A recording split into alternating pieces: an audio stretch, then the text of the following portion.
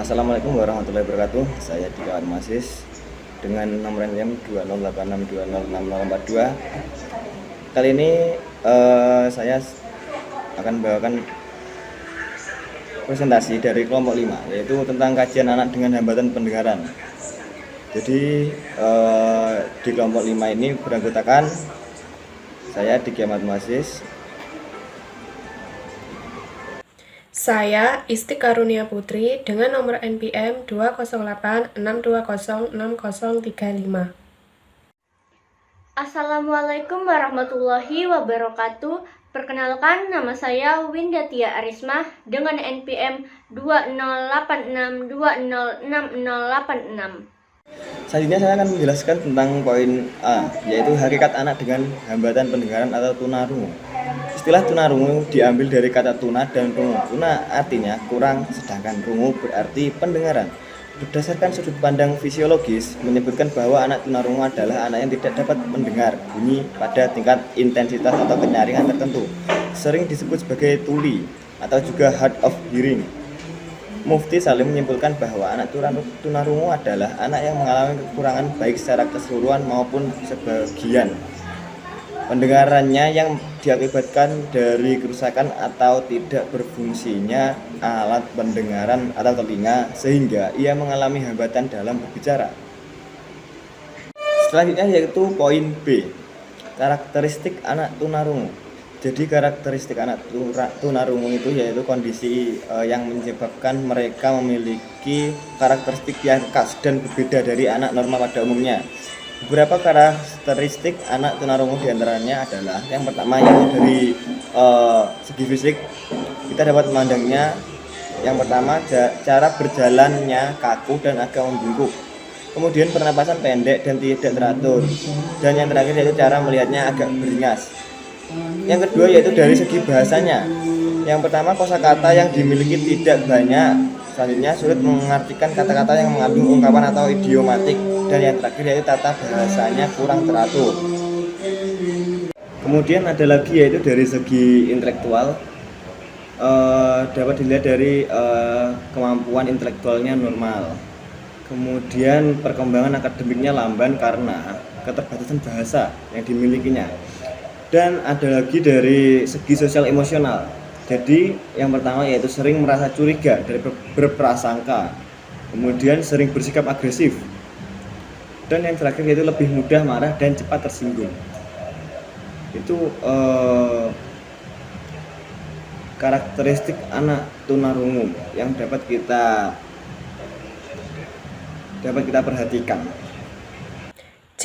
Klasifikasi anak tunarungu.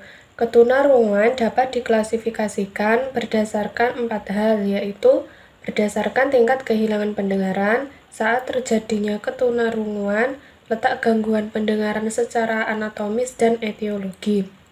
Yang pertama yaitu berdasarkan tingkat kehilangan pendengaran yang diperoleh melalui tes dengan menggunakan audiometer.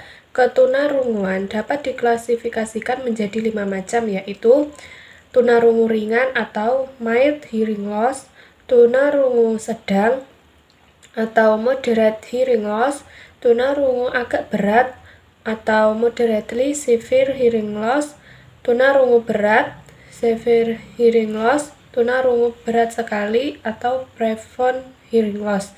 Yang kedua yaitu berdasarkan saat terjadinya ketunarunguan dapat diklasifikasikan menjadi 2 macam, yaitu yang pertama ketunarunguan prabahasa atau prelingual deafness, yaitu kehilangan pendengaran yang terjadi sebelum kemampuan bicara dan bahasa berkembang.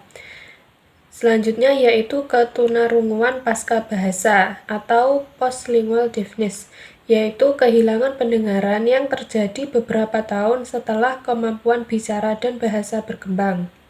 Yang ketiga, berdasarkan letak gangguan pendengaran secara anatomis, ketunarunguan dapat diklasifikasikan menjadi 3 macam, yaitu A. Tunarungu tipe konduktif, yaitu kehilangan pendengaran yang disebabkan oleh terjadinya kerusakan pada telinga bagian luar dan tengah yang berfungsi sebagai alat konduksi atau pengatur getaran suara menuju telinga bagian dalam.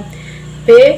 tunarungu tipe sensorineural, yaitu tunarungu yang disebabkan oleh terjadinya kerusakan pada telinga bagian dalam serta saraf pendengaran.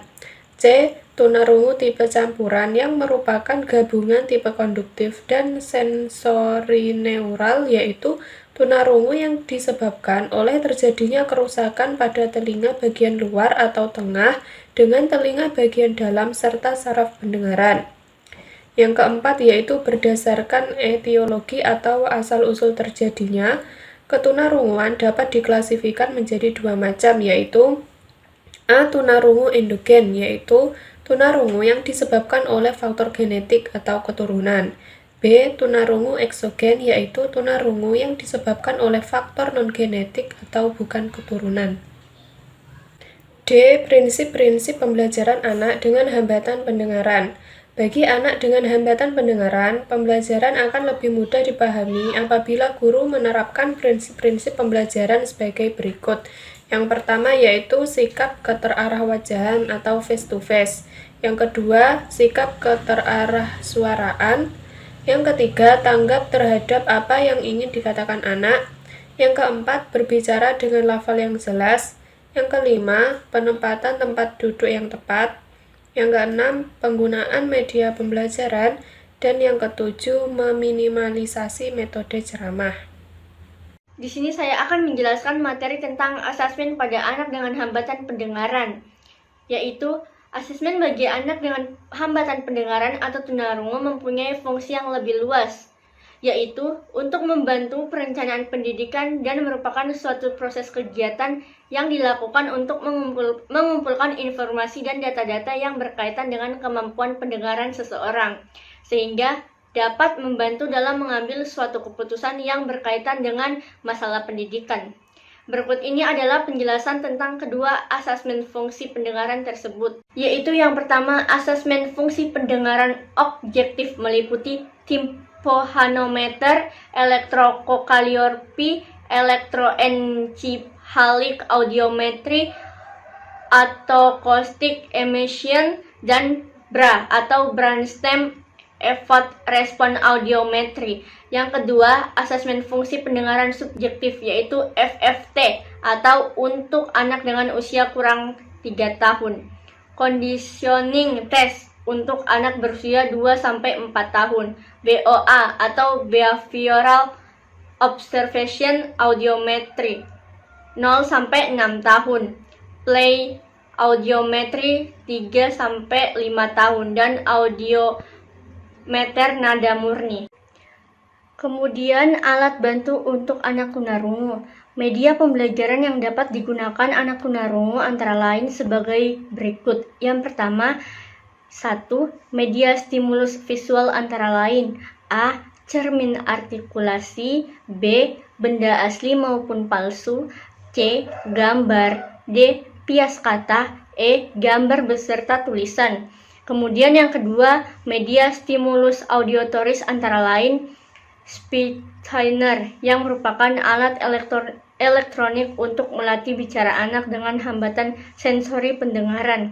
B. Alat musik seperti drum, gong, suling, piano, organ, harmonika, rebana, trompet, dan sebagainya. C. Tape recorder.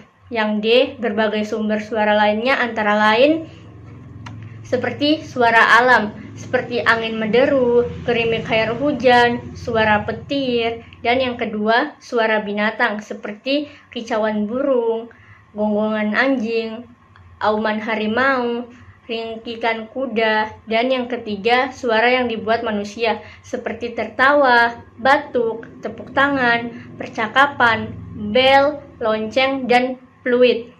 Yang keempat, sound system merupakan alat memperkeras suara. Sekian, terima kasih.